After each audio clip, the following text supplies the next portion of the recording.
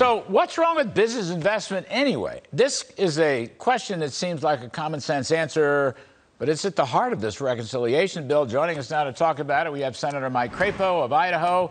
He's the ranking member of the Senate Finance Committee. Senator Crapo, sir, it's wonderful to see you. We appreciate it. Yes. You're maybe one of the few people that can explain it. So look, there's a difference between IRS profits and book profits.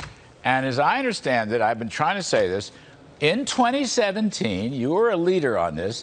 The tax cuts, the Trump tax cuts, the corporate tax cuts, wanted to encourage people to invest in new plants and equipments and that sort of thing, because it was good for wages, it was good for job creation, it was good for working families, et cetera, et cetera. Now, what's wrong with that?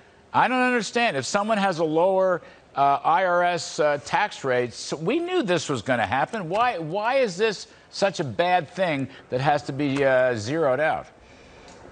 Well, you just hit the nail on the head, Larry. It's not a bad thing. It's exactly what was intended to happen with the 2017 Tax Act. And in fact, it did happen. Recall back then that we were facing capital fleeing from the United States. And we saw a really weak economy. When we incentivized capital to come back to the United States, over $1 trillion in capital that was being held offshores came back to the United States. And we started seeing an investment in the kinds of growth in many areas, particularly manufacturing, that is so critical to making our economy stronger again. You remember how strong the economy got in just a couple of years when that money came back to the United States and capital investment increased in the United States. And these taxes will slam that very dynamic. In fact, as you know, we just got 2 analyses from the Joint Tax Committee, a bipartisan committee that analyzes these dynamics. One of them said, where will this fall? And the other one said, who will pay the burden of these taxes? The first one said that the burden will fall mostly, 49%, on the manufacturing in the United States. It will still hit all other segments of the economy. The second one said that this will fall through to the lower and middle income classes primarily. Just a couple more statistics. It said in the first year of these new taxes, $17 billion will be paid by people making less than $200,000 a year. And by the end of year 10 of these new taxes, for at least 50 to let's say 1/2 to 2/3 of the entire burden of these tax increases will fall on people making less than $400,000. And of course, that number is critical because that's what President Biden said he would not do. That's the part that the defenders of this reconciliation will not talk about. So can I go back? This business, so we wanted people to invest in new businesses, new equipment, new plants, whatever. And that's deductible in year 1. So if you have a lower average tax rate for a year or 2, what's the big deal? That's the part. This is by design, legal. It's not a loophole. It's something very productive. As you said, by the way, it includes the effort to onshore. That's a very important point you just made, sir. I mean, I don't understand why this is so scandalous. I know the left, the woke left, the Biden left, they hate profits anyway. So if you could tax profits at 98%, they'd want to have a tax at 100. But for normal people, men and women owning and working in business, why is this so bad? Well, people across this country understand that it's not so bad. They realize that these aren't loopholes.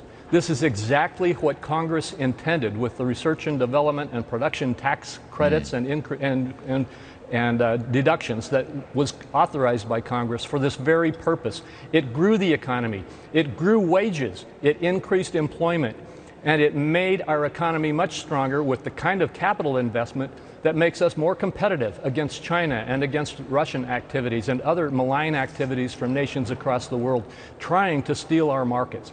And the notion that these are tax loopholes is absolutely false. This is exactly what was intended to happen. It is happening, and it is having the impact that it should have. And frankly, if these tax... Go ahead. No, sir. I don't want to interrupt. You're on a complete roll. Please, you finish. I was going to say, if these taxes are passed, then what we will see is not only that the burden will be carried by far by those making less than $400,000 today, but it will result in higher inflation, more stagnation of our economic growth, lower wages, less employment, and most importantly, as I said, the burden will be paid by people making less than $400,000. You know, I was just going to say, Senator, that I've never met a CEO, a CFO. I've never met a business executive, I don't care, left, right, Democrat, Republican, who didn't favor R&D credits. Okay?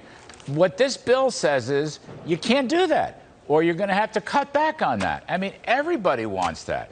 That's why I just don't understand why this is A, a loophole, or B, evil, or C, something that has to be ended. I mean, there's like broad, widespread agreement on expensing equipment and various R&D tax credits. I mean, it's just to me, this is the cutting edge of this whole debate. Is this point, because it raises over $300 billion, which it won't. You know full well that if you tax something, you're going to get less of it. But I mean, this is the fulcrum of this whole debate? And if you could beat this thing down, maybe somebody would listen. Maybe. Well, we're trying, and we appreciate you helping us get the message out. But the bottom line is exactly as you said. The Democrats are going to utilize these taxes in order to justify a phenomenal amount, hundreds and hundreds of billions of new spending. And by the way, we're talking about this book tax or this corporate minimum tax, but there is another specific tax in here that is directly on our oil and gas production. Oh. At a time when the president has already shut down American production as much as he can, and gas prices are skyrocketing, they're talking about piling another tax on the oil and gas industry. It is just, it's inexplicable. But the way you explain it is, their drive for more spending is causing them to ignore all of these arguments because it's the only way that they can get to where they can justify the new spending. And, you know, sir, last I looked, we got to end, but it's so much fun talking to you. You should come on more often, Senator Crapo. I'll do that.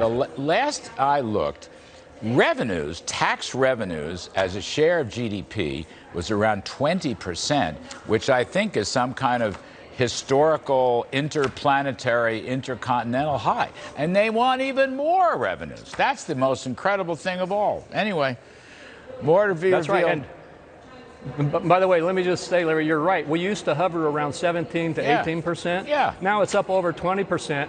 And the fact is, the reason it's up so high is because of the tax relief that we provided in 2017 that generated so much economic growth in the United States that generated more revenues in taxes for the Treasury. Yes, sir.